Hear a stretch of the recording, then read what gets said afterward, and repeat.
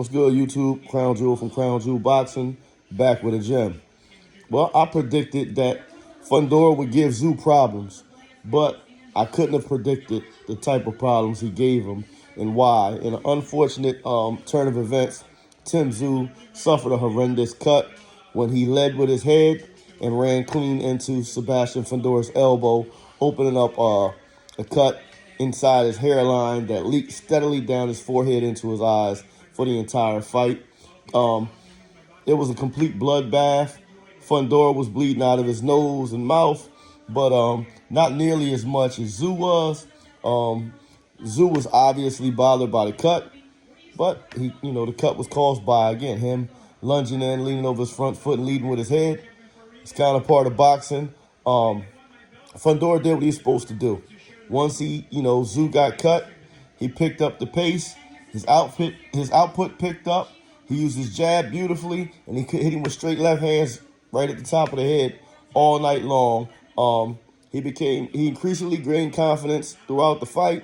Tim Tszyu seemed to weaken a little bit. Like I said, he was obviously bothered by the steady stream of blood in his eye. I think if it was Fundora who was cut like he was, like Tszyu was, I think the fight would have been stopped. But we know the politics of boxing. Also, that first judge, he needs a stern talking to. He had it 116, 112 for Tim Tszyu. That was absolutely horrendous.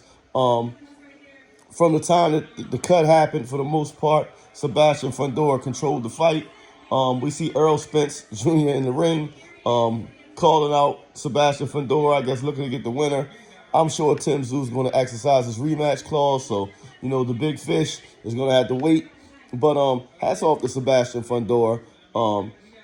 He got a big break with the cut happening to Tszyu. He took full advantage of it, and he's now the unified WBO, WBC junior middleweight champion of the world, making history as him and his sister are the first brother-sister combo to be reigning champions at the same time.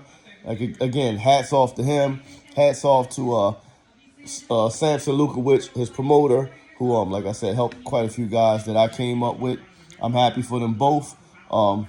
What's going to happen in the rematch remains to be seen. But again, hats off to the Tower and Inferno. Sabastian Fundora became champ tonight by defeating Tim Tszyu. There was a bloody massacre.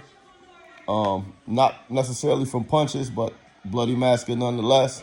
And we'll see if Tim Tszyu is able to come back from this, because we know when we saw his father run into adversity against Ricky Hatton, we never saw him again. So does he have,